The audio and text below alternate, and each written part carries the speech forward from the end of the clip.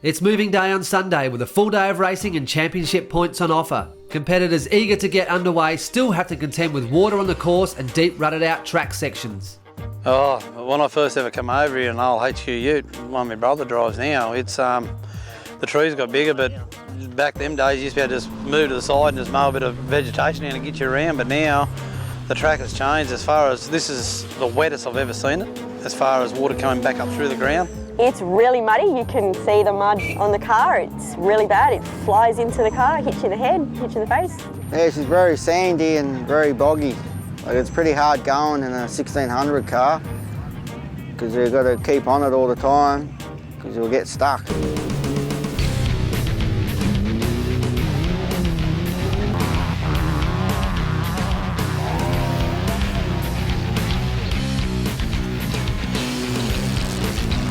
We kept racing for points for the championship. While it wasn't missing a beat, it was just like horsepower. So we felt that it was probably still safe to keep going without destroying the engine. But unfortunately we did a fanning on the turbo, so rather than destroy it, we've decided to pull out. From today we'll go home and pull the turbo apart, try and fix the fan that's broken, and we'll repair the car ready to race at Colo.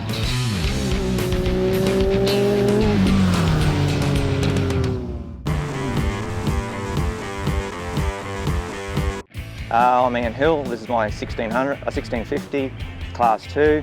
I started by myself in '96 when I navigated for Warren Irons. I've been racing in a single-seater most of it. This is the first time in a two-seater car.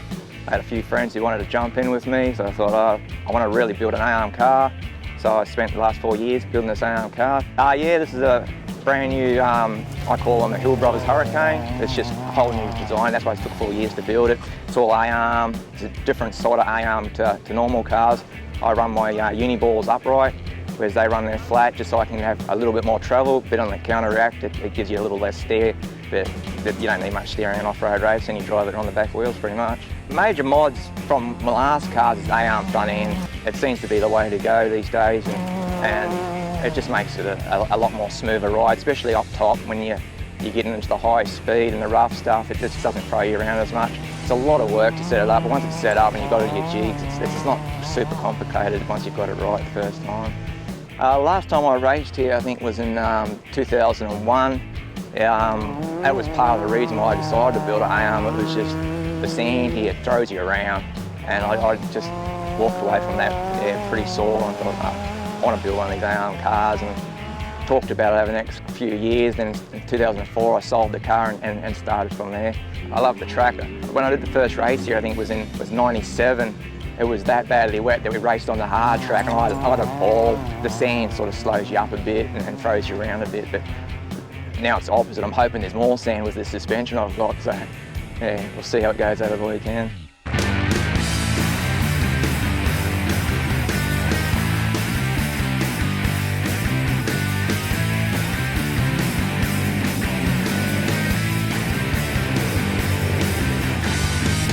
What happened? Okay, the second heat was a 5-lap race, and I think on the end of the first lap we struggled. The clutch had actually given away, so we had to drive it with no clutch, and we managed to do it. And we were still getting along, weren't getting caught, but we're still motoring all right until we broke a drive axle on the rear of the car, and that kind of finished the day. We got it back last night, and we've worked on it all night and changed the gearbox and changed the rear axle, only to find that we've got other issues, and that'll put us out for the event.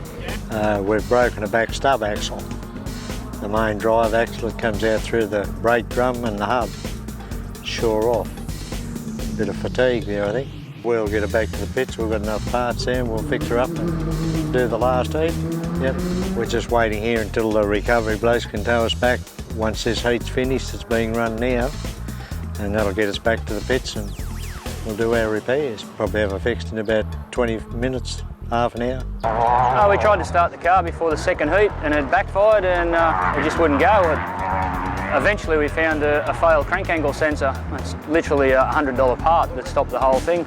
So the crew put a new crank angle sensor in it, and a new set of spark plugs and a new cam angle sensor, and we jump started it and finally got it going after a little bit of aggravation.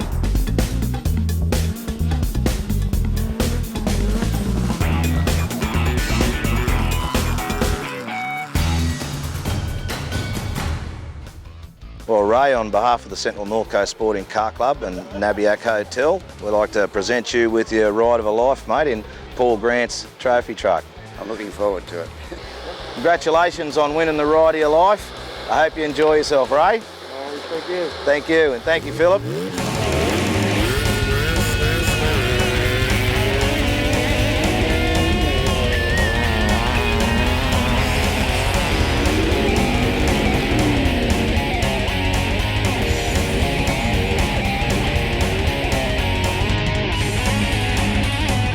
We've got great facilities here, and their off-roads brought us out. Peter Souter and the Curry boys came out here 20, 30 years ago and really developed all this. They developed the camping ground, they developed the pit area that we have now.